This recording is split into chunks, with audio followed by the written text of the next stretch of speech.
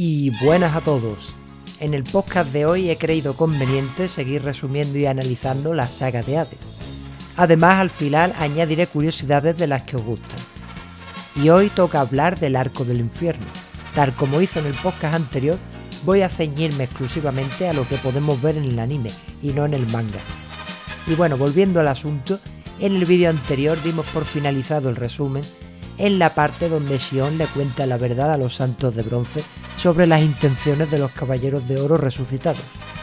Y bueno, después del drama de telenovela, repara sus armaduras con parte de la sangre de Atena y les encomienda su última misión como antiguo patriarca del santuario: ir al castillo de Hades y acabar con él. Pues ahora vamos precisamente al castillo de Hades, donde podemos ver a Radamantis de Weaver siendo informado por Ceros de las Ranas que los caballeros de oro resucitados habían logrado su misión, consiguiendo matar a Atena después de todo. Además, Ceros añade que los espectros que Radamantis envió al santuario por su cuenta han acabado todos muertos, por lo que tendrá que responder en persona ante Pandora. Bueno, eso es algo así como cuando tu madre te decía de niño: sal, que no te voy a pegar, pero tú sabías que sí te iba a pegar. Más tarde, cuando Pandora está castigando a Radamantis, siente que los combos de Saga, Shura y Camus han vuelto después de cumplir su misión. Pero también siente a alguien más con ellos, y esos eran Aioria, Mu y Milo. Radamantis, al oír esto, sale a confrontarlos, pero de eso hablaremos luego. Primero tenemos que mencionar cuando Saga, Camus y Shura llegan a la estancia de Pandora, portando una especie de sábana donde supuestamente está el cadáver de Atena. Pero antes de mostrarle el cuerpo a Pandora, Saga dice que, como forma de agradecimiento, quiere mostrárselo al propio Hades en persona. Bueno, este Saga es más sospechoso que un cura en una guardería. Y Pandora, que ya huele que algo raro pasa, dice que no. Entonces Ceros de Rana se acerca a destapar la sábana, pero justo en el momento Shura agarra por detrás a Pandora, amenazando con cortarle el cuello si se mueve, y Camus congela a Ceros para que no moleste. Al final, Saga dice que han venido realmente para matar a Atena, aunque justo en ese momento, y por el poder del guión, los tres empiezan a perder sus fuerzas, ya que la vida temporal que Hades les dio estaba llegando justo ahora a su fin. Ahora vamos al exterior del castillo con Radamantis, que ya había encontrado a Mu, Milo y Aioria. El espectro, ante la sorpresa de muchos de nosotros, les da una paliza que llega a ser humillante. Y parece que los ataques de los tres caballeros de oro no le afectan, pero ya os digo que la cosa tiene truco, aunque luego hablaremos de eso. En un determinado momento todo parece perdido para Mu, Milo y Aioria, e incluso Radamantis se dispone a arrojar al caballero de Leo al cocito, pero en el último segundo aparece Shun para salvarlo con sus cadenas junto a Seiya, Yoga y Shiryu. Seiya le lanza un Pegasus Ryuseiken a Radamantis, pero no le hace ni cosquillas. Y antes que los de bronce empiecen a pelear, los tres dorados le dicen que ellos empezaron esta pelea y ellos tienen que terminarla, por lo que les piden que sigan adelante. Y bueno, podemos ver una escena muy triste en la que los de bronce van corriendo por el castillo de Hades buscando a Saga y compañía, mientras oyen de fondo los gritos de dolor de Aioria, Mu y Milo. Y ahora volvemos a la cámara de Pandora, donde vemos cómo ésta abandona el castillo, dejando ahí a unos agonizantes Shura, Camus y Saga. Al poco llegan los caballeros de bronce, que no se sabe muy bien por qué deciden entrar por el tejado en plan Misión Imposible, llegando justo a tiempo para despedirse de Géminis, Capricornio y Acuario. Después de esto descubren el abismo que conecta el castillo con el infierno, el mismo lugar por el que había escapado Pandora. En ese momento aparece Radamantis de nuevo, quien ya había terminado con los tres dorados. Este los enfrenta y, como era de esperar, se ve muy superior a Seiya y compañía. Luego los cuatro de bronce y el juez del infierno tienen una breve pelea en la que Radamantis destruye prácticamente el castillo de Hades por la potencia de sus ataques. Y parece que los protagonistas no tienen posibilidad alguna, pero al final Seiya consigue encajarle un Pegasus Ryuseiken. Y luego, cuando Radamantis aún está descubriendo lo que es el poder del guión, el caballero de Pegaso lo ataca de nuevo con su cosmos al máximo. tanto que el juez del infierno no puede evitar ser empujado hacia atrás, cayendo ambos directos al abismo que conecta con el infierno. Luego, Shun, Yoga y Shiryu se disponen a lanzarse también, pero en ese momento llega Doko de Libra, quien les dice que Athena y Shaka no han muerto, sino que han despertado el octavo sentido o Arayashiki, y están también en el infierno dispuestos a pelear contra Hades.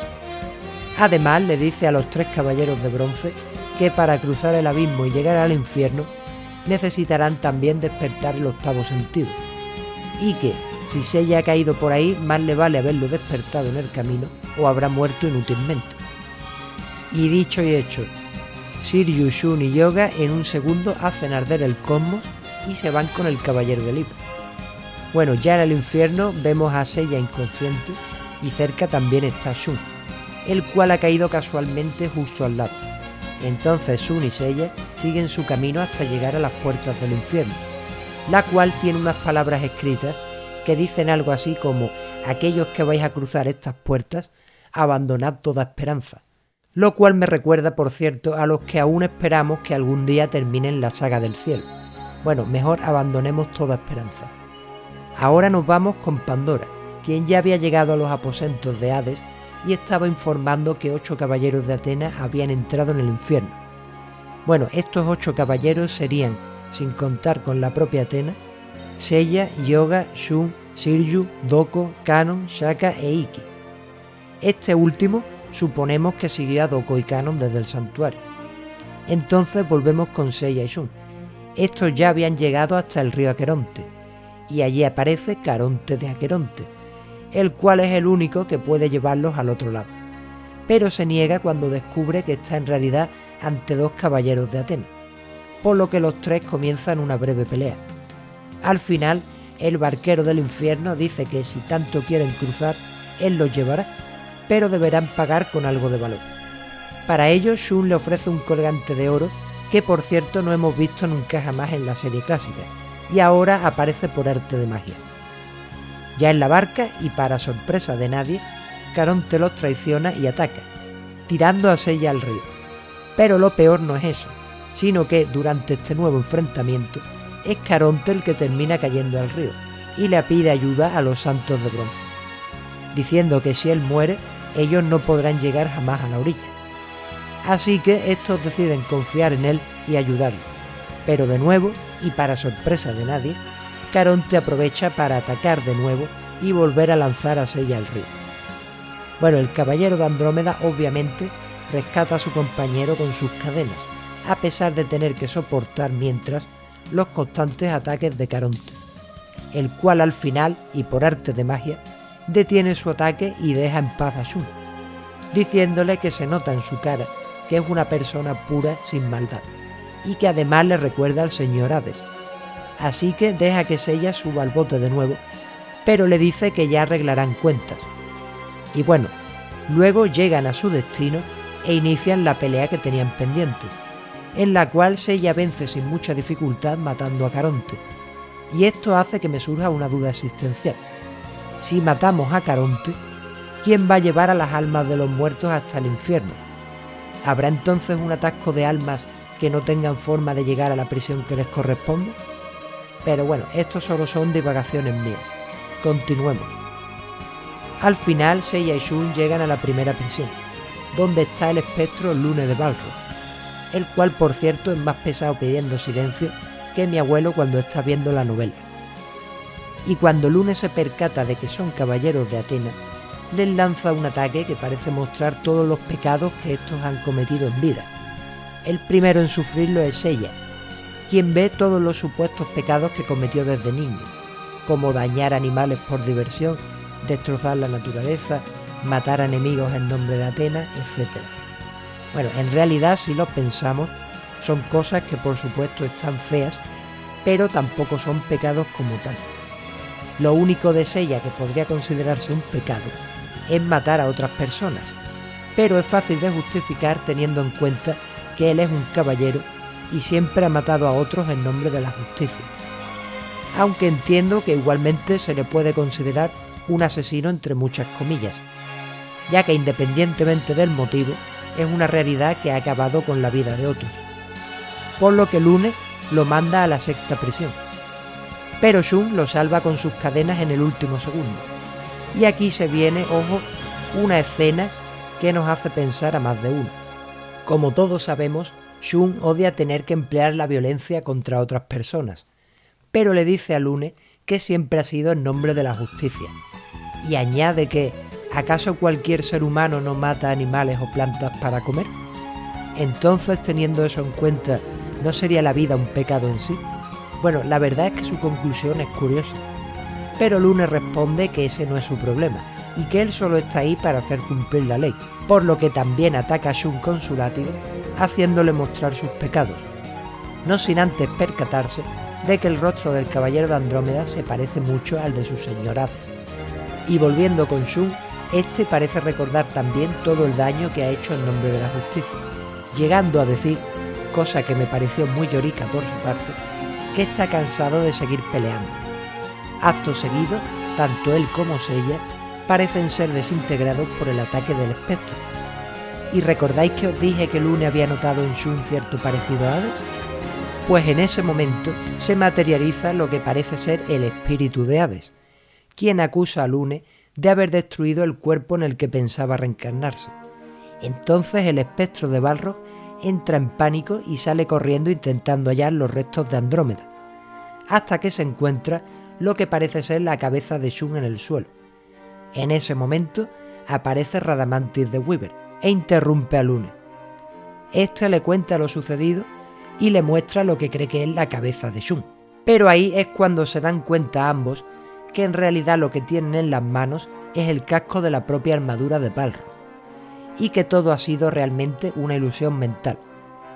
Al final descubren que el autor de todo esto es Canon de Géminis, el cual hace una aparición espectacular al estilo Ikki y destruye a Lune y su armadura solo tocando con un dedo el látigo de este.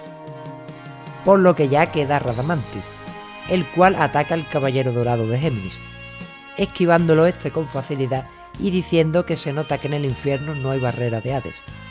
Bueno, ¿recordáis la paliza que le dio Radamantis a Mu, Milo y a Ioria en el castillo? Pues ya os dije que esto tenía truco. Resulta que el castillo estaba protegido por una barrera creada por Hades. Esta barrera hacía que los caballeros de Atenas solo pudiesen pelear con un 10% de su cosmos, aunque esto no explica por qué Seiya sí fue capaz de darle más o menos pelea a Radamantis. Pero bueno, todos sabemos que Seiya es el rompeguiones por excelencia. Entonces Canon le explica a Radamantis que sin esa barrera no habría tenido oportunidad contra 3 dorados a la vez. Pero ahora que no hay barrera por medio, iba a saber lo que es el poder real de un caballero de oro. Y cuando iban a empezar aparecen Seiya y Shun, quienes se alegran de que Canon ahora sea su aliado. Pero esto no parece sentarle muy bien al caballero de Géminis y los ataca, diciendo que sí, que él ha jurado fidelidad a Atenas, pero eso no significa que ahora sea aliado de Seiya y compañía. Además fue él quien engañó a Lune de Balrog, por lo cual estuvo presente de alguna manera en la breve pelea que este tuvo con Seiya y Shun, y sabe cómo piensan estos. Por eso añade que él no es aliado de unos lloricas que dicen estar cansados de luchar. También dice que si temen hacer daño a sus enemigos, estos acabarán haciendo daño a más gente inocente, lo cual será peor. Por eso añade que si matar está mal, entonces limpiemos el mundo de escoria y luego aceptaremos nuestro castigo. Vaya frasote, ¿no? Luego le dice también a Seiya y Shun que si han entendido lo que les ha dicho, sigan adelante, ya que tienen que hacer llegar a Atenas su armadura.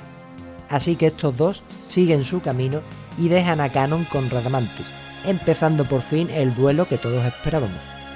Y bueno, se nota que ya no hay barrera de Hades porque Canon le baila muy sabroso al juez del infierno e incluso le intenta aplicar el Satán Imperial, con la idea de controlar a Radamantis y que sea él mismo quien vaya hasta Hades y lo mate. Lo peor es que Canon casi lo consigue, pero en ese momento aparece un grupo de espectros para informar a Radamantis de que Pandora solicita su presencia, por lo que tendrá que dejar el combate con Canon para otra ocasión.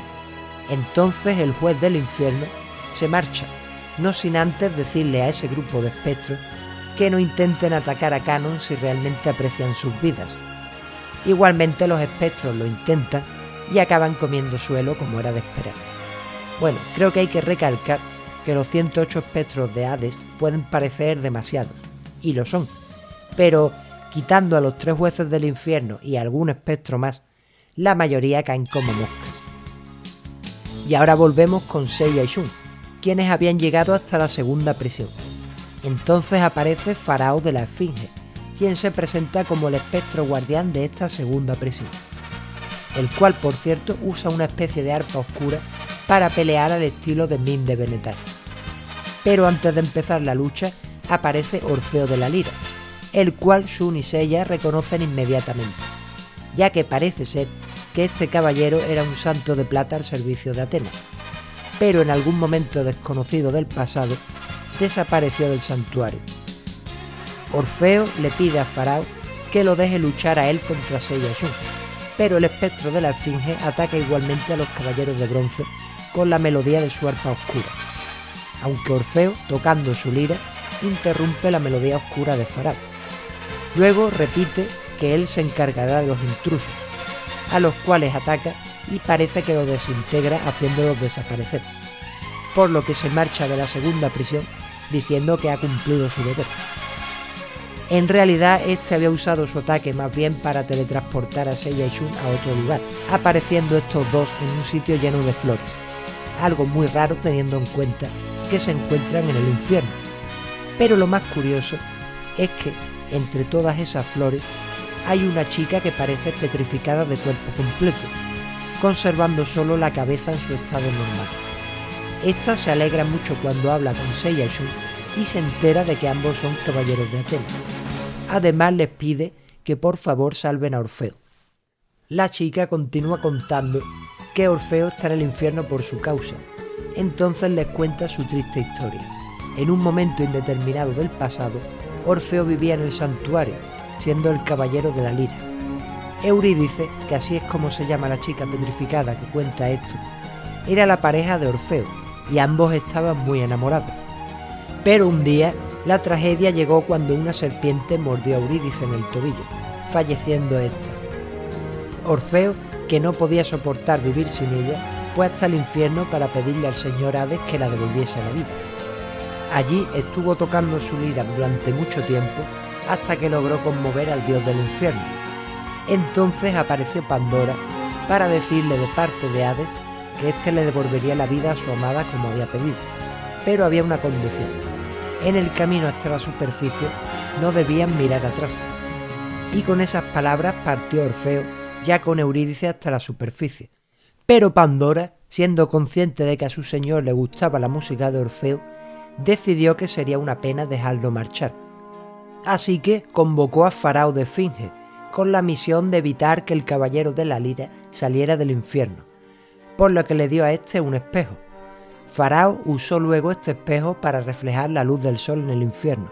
Esto confundió a Orfeo, quien pensó que si esa luz era el sol, ya debían haber salido a la superficie, por lo que pensó que ya podría mirar atrás y ver de nuevo la cara de su amada. Pero cuando vio a Eurídice se dio cuenta que ésta se había convertido en piedra por su culpa. Nada de esto hubiera pasado si Orfeo no se hubiese dejado confundir con el reflejo del sol, por lo que se queda en el infierno junto a ella. Y aquí pasa una cosa rara. Se supone que Eurídice, cuando cuenta la historia, parece saber ya que Pandora fue la que le dio el espejo a Faraó, pero eso no debería ser posible, ya que esto pasó un rato después que ella y Orfeo se hubiesen marchado camino a la superficie.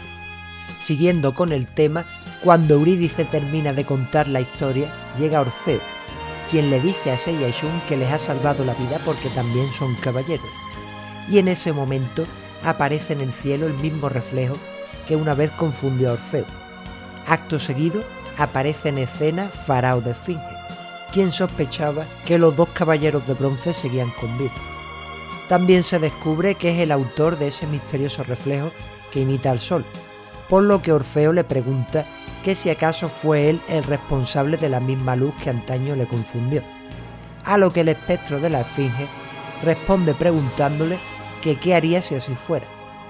Entonces el caballero de la lira responde que si ese es el caso, acabará con él, por lo que ambos comienzan a pelear con las melodías de sus instrumentos, protagonizando posiblemente una de las peleas más estáticas de la historia de la franquicia, si no la que más. Entonces, oportunamente, se rompe una de las cuerdas de la lira de Orfeo, lo que parece decantar la pelea a favor de Faraó. Además, este reconoce que antes él era quien tocaba su instrumento para Hades, pero que desde que llegó el caballero de la lira, Hades lo prefirió a él, dejando a Faraó en segundo plano, y por eso este lo odia. Bueno, y ahora viene el poder del guión que tanto me gusta. Parece que la pelea de arpa contra lira iba a ganarla a Faraó. Entonces este le lanza a Orfeo el ataque de la balanza sagrada. Esta técnica consiste en arrancar o sacar del pecho del rival su corazón, para pesarlo en una balanza sagrada. Si el corazón del rival contiene maldad, este morirá. Pero en vez de pasar esto, la técnica hace que sea el corazón del propio Faraó el que salga de su pecho, basándose en que, como este odiaba y envidiaba a Orfeo, estaba podrido de maldad, por tanto su corazón también. Y bueno, puedo entender la justificación, pero me parece un poco forzado. O sea, Faraó de Esfinge debía saber mejor que nadie cómo funciona su propia técnica, y que ésta podría volverse en su contra si él albergaba maldad dentro de él o algo así. Además, imaginemos que Faraó odiase a alguien por motivos justificados, ya sea por haber matado a un compañero de armas, a un ser querido, etc. Entonces, si Faraó usase su técnica contra esa persona a la que odia, ¿también correría el riesgo de que se volviese en su contra? Si es así, a priori me parece una técnica bastante inútil. Volviendo al tema, mientras era presa de su propio ataque, Faraó dejó caer sin querer el espejo que le dio Pandora para que reflejase la luz del falso sol, por lo que Orfeo, al verlo, lo destruye, diciéndole a Faraó que agradece saber por fin la verdad, y luego vuelve hasta donde está Eurídice para despedirse de ella, diciéndole que la ha querido mucho, pero se equivocó al intentar devolverla a la vida, y que la vida solo sucede una vez, por eso es tan maravillosa e irreemplazable. Bueno, y después de esta escena pseudofilosófica, volvemos con Seiya, Shun y Orfeo. Este último está decidido a ayudarles ahora. Entonces les explica que él cada 13 días toca su lira para Hades, y por el poder del guión, resulta que ese mismo día también le tocaba dar su recital, por lo que preparan entre los tres un plan para acabar con Hades. Y ahora nos vamos con Silvio y Yoda, quienes están con Canon. Estos tres se pasean como Pedro por su casa por la tercera prisión, mientras se cargan fácilmente en el camino a dos espectros, los cuales duran tan poco en pantalla, la verdad, que no merece la pena decir ni sus nombres, por lo que atraviesan sin problema la tercera prisión. Y ahora de la tercera nos vamos a la octava prisión, donde llega Orfeo portando un extraño baúl, y allí lo recibe Pandora, quien al verlo le pregunta que qué es lo que lleva. Y Orfeo, que al igual que Saga es más sospechoso que tu marido cambiando las sábanas, se queda en silencio. Ante la insistencia de Pandora, este contesta finalmente, diciendo que le gustaría mostrar el contenido del baúl al propio Hades en persona. De verdad, el disimulo no es el fuerte de los caballeros de Atenas, desde luego. Entonces Pandora, que ya sospecha como sospecharíamos cualquiera de nosotros, destapa el cofre, viendo que en su interior solo hay montones de flores. Orfeo dice que estas eran un regalo para Hades, pero Pandora no se fía, y con un tridente atraviesa los pétalos varias veces, para asegurarse de que no hay nada ni nadie dentro. Luego, como parece que no hay nada raro, le pide disculpas al caballero de la lira, y le dice que comience su recital. Pero Orfeo realmente está pensando en el cofre, ya que se nos revela que dentro iban, como podíamos esperar todo el mundo, Seiya y Shun. Y la verdad, a no ser que el cofre tenga doble fondo o algo así, no suena muy lógico que fuesen dentro dos personas y que el tridente de Pandora no hiriese seriamente a nadie. Pero bueno, cosas más raras se han visto a lo largo de la franquicia. Y justo en el momento en que Orfeo iba a comenzar su recital para esperar a que apareciese Hades, se abren las puertas y aparecen los tres jueces del infierno en persona, Radamantis de Weaver, junto a Iacos de Garuda y Minos de Grifo. los cuales parece que habían sido invitados también al recital, por lo que parece que el plan de Orfeo, Seiya y Shun se va a complicar bastante. Una vez comenzado el recital, el caballero de la lira empieza a tocar como si todo fuese normal, y aunque haya tenido mala suerte con la aparición de los 3 jueces, no puede dejar pasar esta oportunidad. Así que mientras toca, usa en secreto la música de su arpa para dormir a todos los presentes. Pero en el momento en que cree que lo ha logrado y va por Hades, Radamantis lo ataca por la espalda, diciéndole que siempre sospechó de él y por eso no se dejó llevar por la música de su lira. Entonces, en ese momento, Seiya y Shun salen del cofre donde estaban ocultos para pelear con Radamantis, permitiendo así a Orfeo seguir su camino hasta Hades. Recordemos que mientras todo esto sucede, Minos, Ayacos, Pandora y supuestamente Hades estaban dormidos aún por la melodía que había tocado Orfeo. Pero cuando el caballero de la lira se acerca al dios del inframundo, se detiene mirándolo espantado, pues es la viva imagen del caballero de Andrómeda. Además porta un colgante igual al que el caballero de Andrómeda ofreció a Caronte como pago para cruzar el río. Igualmente, Orfeo piensa que no puede ser verdad y debe tratarse de una ilusión, por lo que ataca a Hades con las cuerdas de su arpa, desintegrando aparentemente el cuerpo del dios. En realidad era todo parte de una ilusión, ya que realmente solo había conseguido enredar las cuerdas de su lira en el trono de Hades. Entonces, aprovechando el momento de confusión, Radamantis vuelve a atacar a Orfeo, esta vez hiriéndolo mortalmente, y además lo agarra usándolo como escudo humano, diciéndole a Seiya y Shun que si lo atacan, Orfeo morirá. Entonces el caballero de la lira sujeta a Radamantis con las pocas fuerzas que le quedan, y le dice a Seiya que aproveche para atacar, ya que va a morir igualmente por las heridas mortales que le provocó Radamantis. Y el caballero de Pegaso, aunque duda, finalmente ataca, dañando aparentemente de gravedad al juez del infierno, pero matando a Orfeo en el proceso. En realidad, el espectro de Weaver solo había sufrido rasguños, por lo que vuelve a la carga para pelear de nuevo contra Seiya, aunque en ese momento la voz de Hades le dice que se detenga.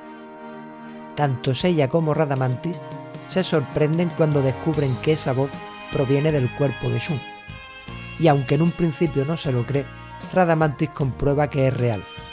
Su señor Hades acaba de poseer el cuerpo del caballero de Andrómeda, incluso su pelo cambia de color. Además le ordena a Radamantis que acabe con Seiya, librándose fácilmente de un caballero de Pegaso que apenas puede reaccionar a todo lo que le ocurre. Más tarde vemos a Radamantis llegar hasta donde se encuentra Pandora, ya despierta, para informar de que ha llevado al cocito los cuerpos de Orfeo y Seiya. También Minos de Grifo y Ayacos de Garuda habían despertado del sueño y estaban enterándose de que Shun es ahora el cuerpo del señor Hades. Entonces Pandora dice que ya es hora de que los 3 jueces del infierno entren en acción. Ahora nos vamos con Shun, Yoga y Kanon, los cuales habían llegado ya a la 4ª prisión, la cual era un pantano oscuro. Allí se les aparece un espectro con una barca, el cual sí merece que se diga su nombre porque dura algo más en pantalla que los otros que enfrentaron anteriormente a estos 3. Este espectro de la 4ª prisión es Flegías de Licaón, espero haberlo dicho bien, estrella celestial del castigo. Y este no es tan débil como los anteriores que enfrentaron, consiguiendo tumbar y dejar caos a los caballeros del cisne y del dragón en un momento. Pero no a Kanon, por supuesto, quien después de haber visto cómo el espectro derrotó a Shun y Yoga, ya conoce la técnica de este, venciéndolo fácilmente y siguiendo su camino por el pantano en barca. Con él van también los 2 caballeros de bronce inconscientes. Al rato estos despiertan, dándose cuenta que han llegado a la otra orilla, por lo que deducen que Kanon acabó con el espectro que los derrotó y los llevó hasta allí. Así que desembarcan y van en busca de Kanon, quien ya estaba en la 5ª prisión y había derrotado al espectro que la custodiaba, el cual por cierto parecía imponente y enorme, pero ya sabemos que Kanon tiene más huevos que el dentista de Alien. Entonces, cuando todo parecía hecho, Radamantis aparece entre ellos y les dice que Seiya ya está en el cocito y que Shun es ahora el cuerpo del señor Hades, lo que deja muy sorprendidos a Shiryu, Kanon y Yoga, especialmente lo último. Entonces el caballero de Géminis le dice a Hyuga y Shiryu que sigan adelante, mientras él se dispone a luchar contra Radamantis, al que le vuelve a bailar bastante sabroso, por cierto. Pero en ese momento aparecen también Ayakos de Garuda y Minos de Grifo, interrumpiendo la pelea cuando ésta se ponía peor para su compañero. Bueno, Kanon se viene aquí muy arriba y dice que está de suerte, ya que así podrá acabar con los tres a la vez. Pero por muy poderoso que sea Kanon, son 3 contra 1, y son 3 jueces del infierno, no simples espectros, por lo cual prácticamente no puede defenderse. Entonces es ahora Ikki quien interrumpe la pelea entrando en escena. Nada más aparecer, Kanon le pone al día y le cuenta que su hermano Shun es ahora Hades, lo que deja a Ikki perplejo. Y Ayakos, aprovechando esto, lo ataca por la espalda. Pero en realidad lo que distraía a Ikki era que, conociendo a Shun, sabe que este seguramente esté dispuesto a dar su vida para destruir a Hades o algo parecido. Una vez que ha vuelto en sí, Ikki comienza a pelear con Ayakos de Garuda, al que le devuelve el golpe de antes tirándole el casco. Pero más allá de eso no es capaz de superar la velocidad del juez del infierno, por lo que este manda a volar al Fénix con su aletazo de Garuda. Ikki sigue vivo después de recibir semejante ataque, por lo que Ayakos, sorprendido, le ataca de nuevo con la misma técnica, aunque esta vez Ikki cae desde el cielo golpeando duramente a Garuda y creyéndolo derrotado. Además añade que la misma técnica no funciona 2 veces contra un caballero, aunque yo cambiaría esta frase por la misma técnica no funciona 2 veces contra los protagonistas. Pero Garuda se levanta y ataca a Ikki de nuevo, continuando un poco más el combate y siendo Ayakos finalmente derrotado, por lo que ya solo quedaban 2 jueces del infierno. Mientras en la 8ª prisión de Yudeka, Hades siente el cosmos de Ikki y exige a Pandora que lo traiga ante su presencia, ya que ese cosmos le resultaba familiar. Bueno, recordemos que Hades había poseído el cuerpo de Andrómeda, entonces Pandora transporta a Ikki instantáneamente hasta allí, el cual desaparece ante la sorpresa de Kanon, Minos y Radamantis, para aparecer al segundo en Yudeka. Ya ante Hades, Ikki comprueba que es cierto lo de que ha poseído el cuerpo de su hermano, pero Pandora le dice que Shun ya no existe y que su cuerpo pertenece a Hades. Entonces se viene un flashback en la mente de Ikki, donde recuerda que una noche, cuando él era niño y Shun aún un bebé, se les apareció una niña, que parecía llevar también un bebé en sus brazos. Esta niña no era otra que Pandora, y el bebé que parecía portar en sus brazos era en realidad el alma de Hades. Pandora, mediante ataques y demás, obliga a Ikki a soltar a su hermano, y cuando Pandora iba a llevárselo, nota que el cuerpo de Shun emite una potente energía muy pura, ya que este realmente vino al mundo para ser el caballero de Andrómeda, no el recipiente del alma de Hades. Al final Pandora decide marcharse, pero antes le pone a Shun un colgante con el cual su cuerpo y el alma del dios del infierno quedan unidos para siempre. El mismo colgante, claro, que Shun intentó dar como pago a Caronte. Pero volviendo a la actualidad en el infierno, Ikki lanza un ataque con el que arranca el colgante y luego lo destruye, creyendo así que la unión de Hades con su hermano ha terminado, aunque en realidad esto no sirve para nada. Pero Ikki no se rinde y camina hasta Shun para intentar sacarle a Hades a hostias si hace falta. Pandora intenta interponerse, tridente en mano, pero Ikki la lanza contra la pared como un saco de patatas. Acto seguido le lanza a esta el tridente que se clava en la pared a pocos centímetros de su cara, y añade que él no es tan caballeroso como Seiya y compañía. Luego de esto, Ikki va hasta Hades y empieza a bofetearlo literalmente para que salga del cuerpo de su hermano. Bueno, vemos que el Fénix no se anda con mamandurrias, pero Hades, con solo abrir los ojos, lo lanza por los aires y le explica que ya Athena y sus caballeros han perdido la batalla. Y es que Hades ha estado manipulando las órbitas de los planetas del sistema solar para que todos acaben alineados y se forme así el gran eclipse, el cual hará que al no llegar la luz del sol, toda forma de vida muera en la Tierra, convirtiéndose esta en un paraje frío y desolado. Después de saber la verdad, Ikki dice que no puede permitirlo y que acabará con Hades, por lo cual lo ataca, pero el dios del inframundo lo repele con facilidad, atacando de nuevo a Ikki.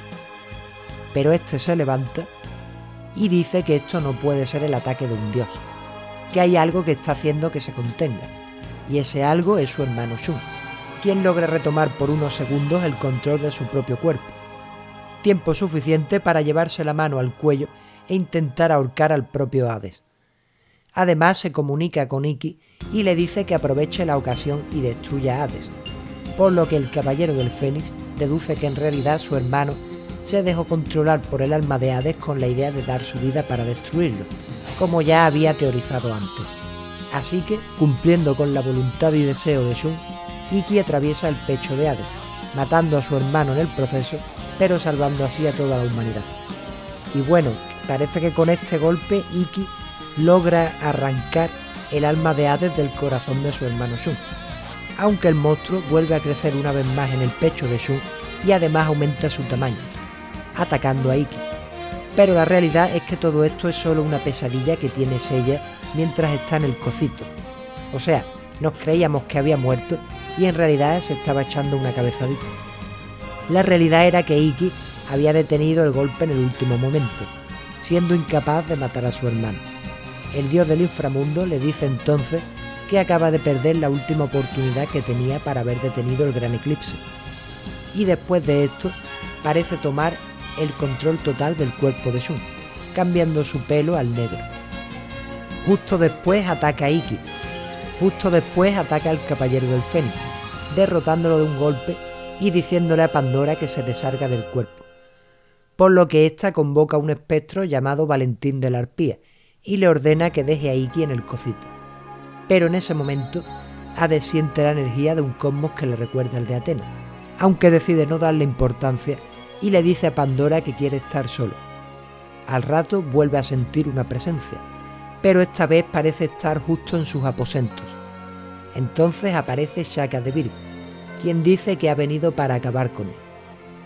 Y justo cuando se avecina algo que parece súper épico, volvemos a Seiya, quien sigue en el cocito y ve cómo aparece Valentín de la Arpía para dejar allí el cuerpo de Ikki.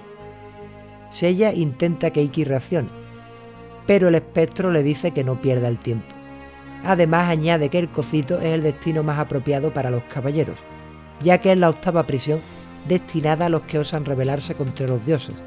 Por eso los cadáveres de todos los caballeros de Atenas que levantaron su mano contra Hades en anteriores guerras santas también se encuentran aquí. Y entre todos esos cuerpos se encuentran también los de Aioria, Mu y Milo, quienes acabaron ahí después de ser derrotados por Radamantis. Valentín le dice a Seiya que seguramente los tres dorados ya estén muertos, al igual que Ikki, y que él no tardará mucho en estarlo también. Pero antes de irse, Seiya le confiesa que tiene en su poder la armadura de Atena, por lo que Valentín decide arrebatársela para entregársela a su señor Hades. El caballero de Pegaso poco puede hacer ante esto, ya que su cuerpo está entumecido por la congelación y aún no puede hacer arder el cosmos. Entonces dejamos a Seiya para volver con Shaka y Hades, menos mal por cierto. Y es que aquí la cosa parece que se va a poner muy buena. Hades le pregunta a Shaka que si él está aquí, ¿dónde está Atenea? Y el caballero de Virgo, con unos huevos más grandes que 2 sacos de patatas, le dice que qué le importa, ya que él va a morir. Bueno, y justo cuando Shaka se dispone a atacar y parece que se viene la pelea mega épica que todos esperamos, aparece Atena para terminar la fiesta. Ay, Saori, por cosas como estas a veces caen muy mal. En realidad lo que Atena quería evitar era que Shaka destruyese o dañase el cuerpo de Shun. Y vale, lo puedo entender. Pero en ese momento todos queríamos realmente ver que Shaka y Hades se partan la madre. Yo lo siento mucho por Andrómeda. Al final, por una cosa o por otra, nunca vemos pelear a los dorados. Y bueno, ahora volvemos con Seiya, el cual sigue aguantando los golpes de Valentín para no entregar la armadura. Al final, como era de esperar, Atena se comunica con Seiya a través de su estatua y le ayuda a intensificar su cosmos, acabando así con el estado de entumecimiento que tenía en todo su cuerpo. Bueno, ahora el caballero de Pegaso sí que está listo para pelear al 100%, y lo demuestra destrozando primero el casco de Valentín y luego derrotándolo definitivamente con su Pegasus Ryuseiken. Aunque claro, Seiya cae cansado después del esfuerzo de la batalla. Pero nos vamos con Atena, quien, como dije, interrumpió la posible pelea entre Hades y Shaka. Luego le dice al Caballero de Oro que no intervenga y se acerca hasta Hades. La intención de Athena era pedirle de rodillas que detuviera el gran eclipse. Bueno, a esto Hades se niega, pero Athena contesta que está dispuesta a dar su vida a cambio. Bueno, Athena, como sabemos, a veces es tan buena que es tonta, que le hace pensar que aunque diese su vida, Hades iba a detener realmente el gran eclipse, aunque el Señor de los Infiernos parece aceptar la oferta. Así que le lanza su tridente a Shaka y con bastante recochineo le dice a este que sea él quien lo use para matar a Athena, ya que morir es el deseo de su diosa y los caballeros deben estar para cumplirlos. Shaka, como es obvio, se molesta y le lanza el tridente, aunque Athena lo detiene con una mano y además estando de espaldas. Ojo que Athena al final no va a ser tan inútil como parece. Bueno, Hades vuelve a agarrar el tridente para tirarlo esta vez contra Shaka, pero Athena se pone en medio diciendo que es su vida la que quiere. El dios del inframundo le dice que si no se aparta, le ensartará a ella antes de ensartar a Shaka, pero a ella parece darle igual, por lo que Hades lanza su tridente de nuevo, y Athena, que ahora parece que tiene el brazo de Arnold Schwarzenegger, vuelve a parar el tridente con una sola mano por segunda vez, aunque esta vez su mano acaba cortándose y derrama bastante sangre por todo el tridente.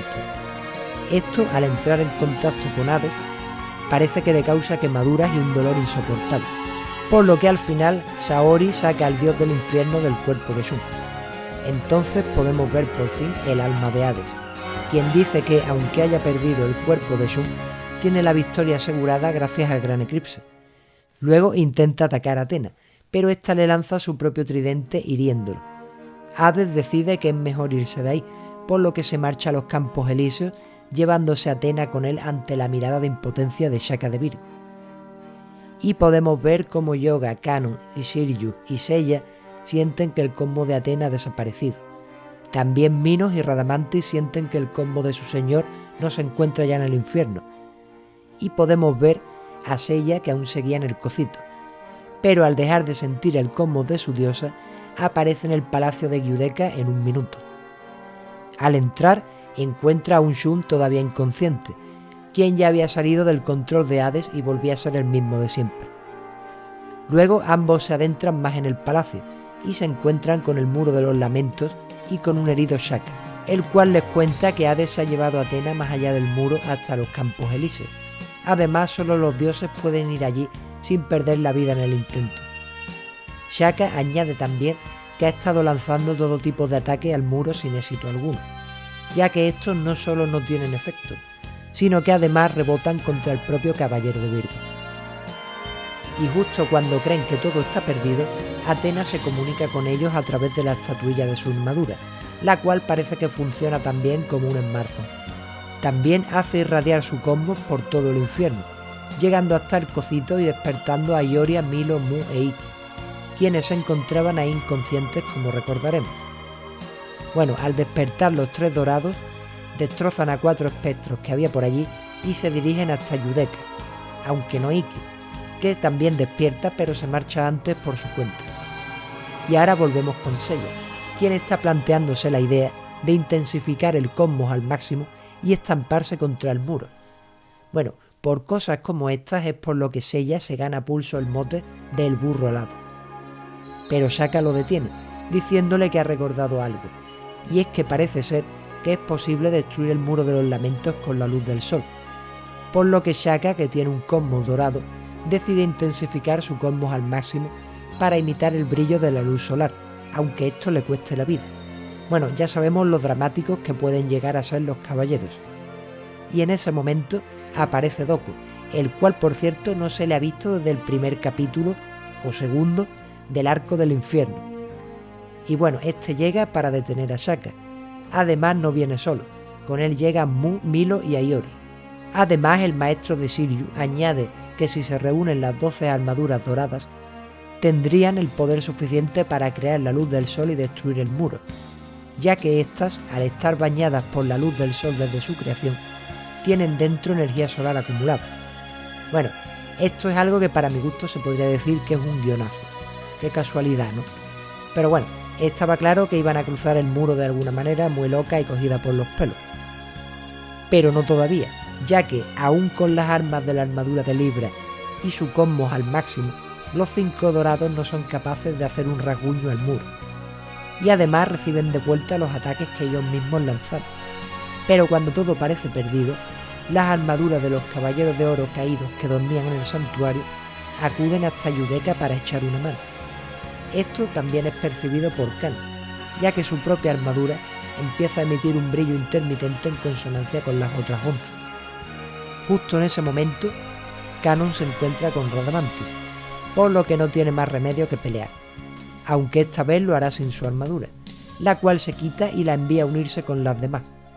Bueno, ahora Radamantis parece muy superior a Kanon, aunque no termina de quedar claro si se debe a que este ya no tiene armadura o a que está débil por las heridas de su pelea contra Iacos y Minos. Pero cuando tiene oportunidad, Kanon agarra por detrás a Radamantis y ambos se lanzan hacia el cielo. Y bueno, los que hemos visto Caballeros del Zodiaco ya sabemos lo que pasa cuando algún caballero hace este tipo de técnica, la cual mejor deberíamos llamarla Alua Bak. Pero siguiendo con el tema, efectivamente el caballero de Géminis decide sacrificarse para demostrar verdaderamente su arrepentimiento por todos los pecados que hizo en el pasado, y además llevarse al juez del infierno con él. Luego de eso, su armadura llega hasta donde están todas, y en ese momento también llegan a Yudeca, Siryu y Yoga, encontrándose con sus compañeros, quienes le ponen al día de todo lo que ha pasado con Atenas, Hades, el muro, las armaduras de oro, etc.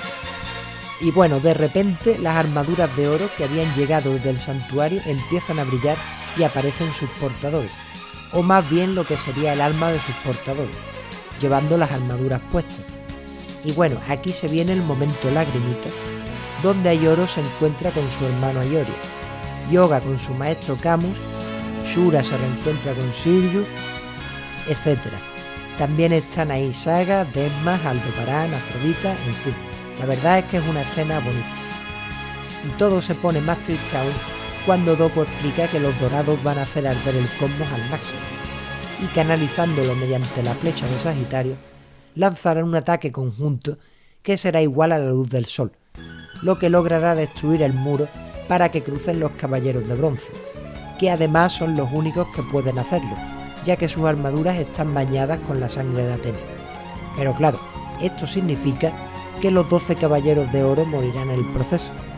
Además les pide que destruyan el cuerpo de Hades para siempre, el cual duerme en los campos elíseos, y si fuera destruido, Hades moriría de una vez por todas, lo cual evitaría que esta guerra santa se repitiese cada 243 años. Y bueno, después de una emotiva despedida, los caballeros de bronce salen al exterior, pero en ese momento aparece Minos de Grifo, el único juez del infierno que queda con vida. Obviamente Seiya y compañía no van a permitirle que entre a la sala del muro, por lo que los 4 empiezan a pelear contra Minos. Y si tengo que dar mi opinión, me parece que realmente Minos es el más poderoso de los 3 jueces. Minos parece derrotar con facilidad a los 4 caballeros de bronce protagonistas, pero en ese momento los dorados lanzan su ataque conjunto y consiguen destruir el muro, y Minos sale despedido por la onda expansiva. Luego Seiya, Shun, Yoga y Siryu llegan hasta la sala del Muro de los Lamentos, al que encuentran destruido, por lo que los caballeros de oro consiguieron su objetivo. Pero también al lado están las 12 armaduras doradas en su forma Object, por lo que se viene otro recuerdo a los dorados y un nuevo momento de lagrimita.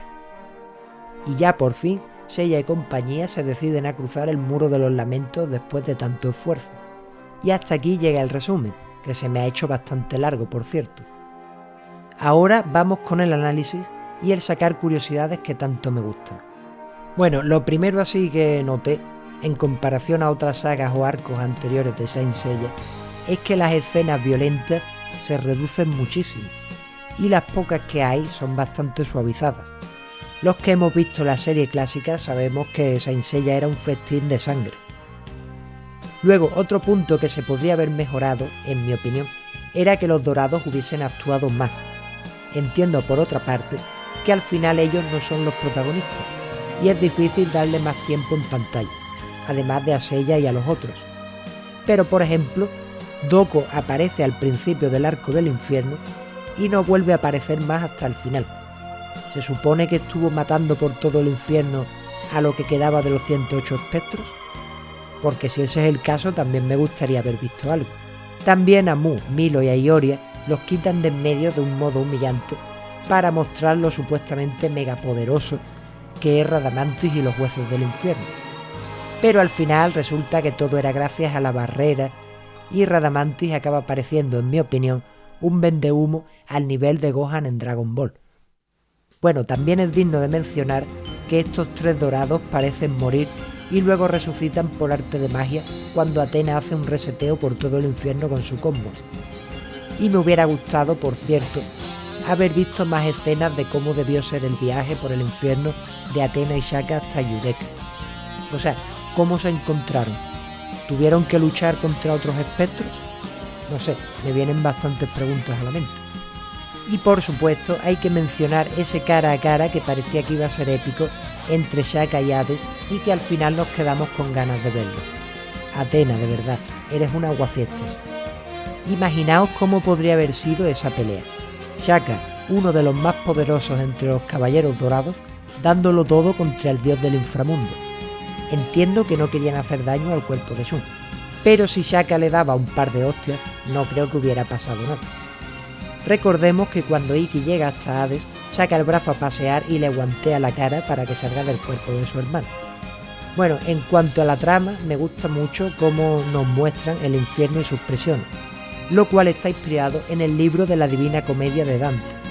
Pero más allá de eso, el argumento se vuelve mucho más simple en comparación al arco del santuario, donde el hecho de que algunos dorados hubiesen vuelto a la vida aparentemente bajo el mando de Hades me generaba una intriga increíble en cada capítulo.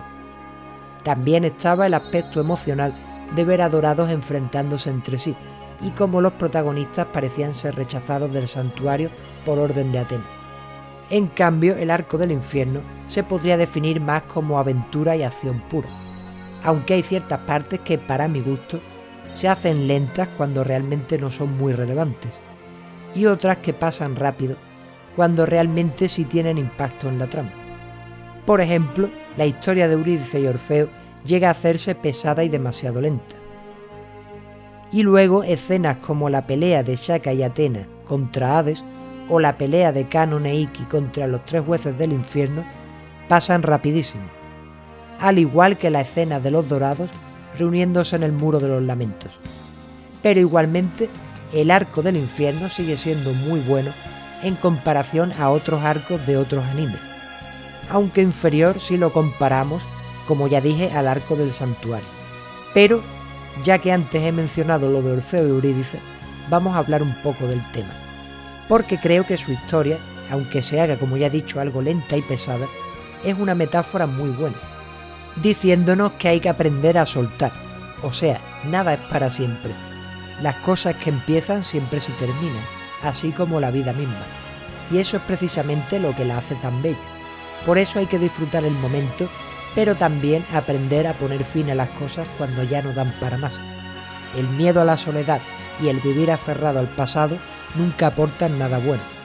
Por eso Orfeo dice también que ahora luchará por Athena como un caballero que es. Por lo que, en mi opinión, su intento de seguir con Eurídice a toda costa representaría el estar aferrado a la nostalgia o al pasado.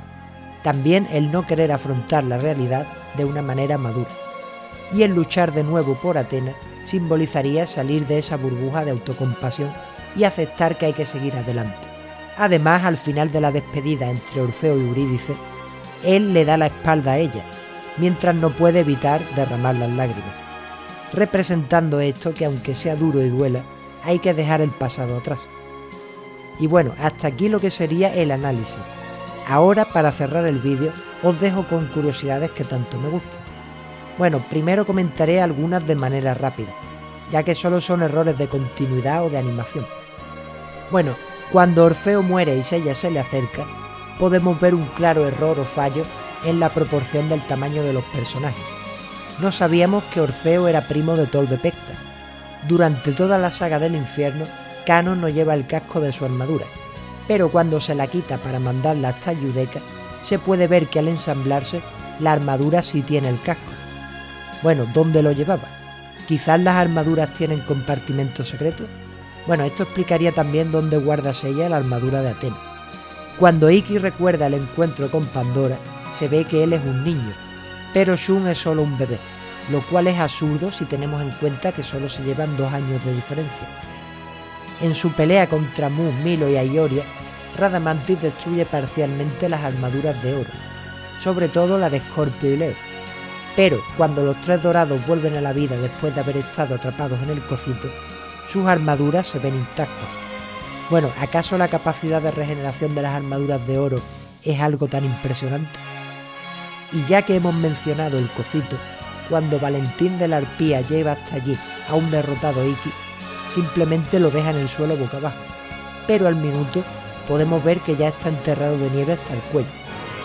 El castillo alemán de Neuschwanstein, espero haberlo dicho bien, fue usado como inspiración para la creación del castillo de Hades. Además, también fue usado para crear en su momento lo que sería el castillo de Giste y los caballeros del abismo.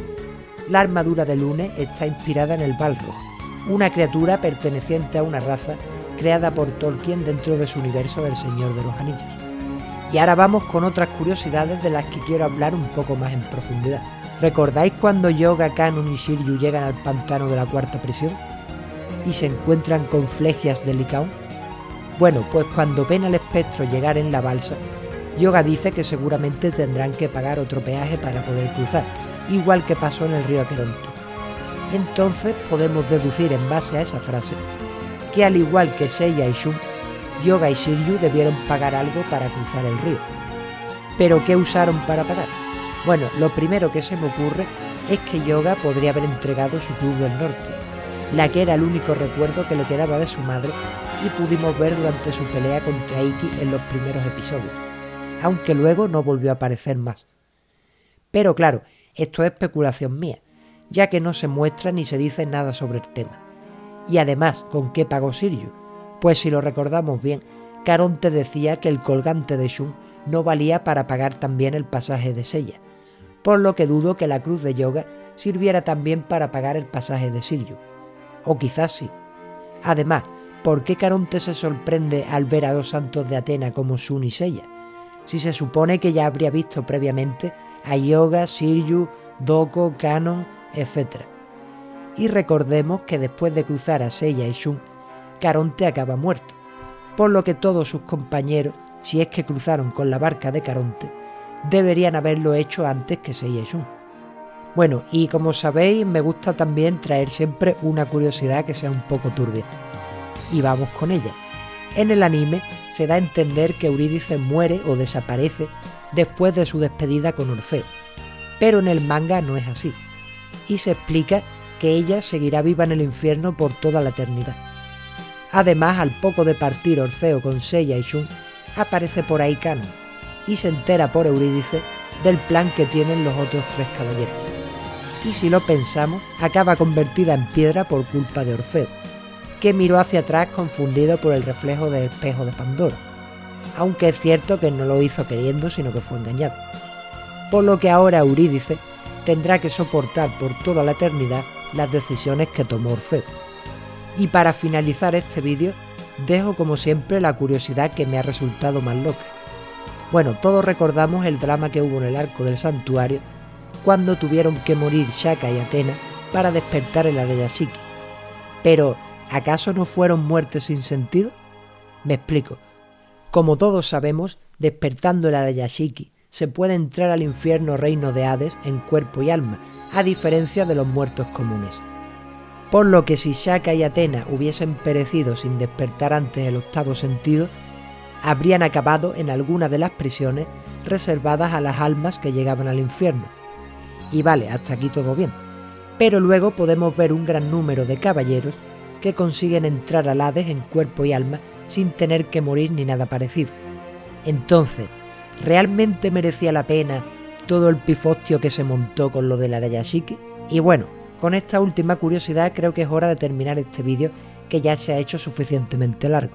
Como siempre digo, espero que os haya gustado, y si tenéis alguna sugerencia, idea, teoría, opinión o curiosidad, Dejádmelo saber en los comentarios. Así que hasta aquí el vídeo de hoy. Muchas gracias y hasta otro.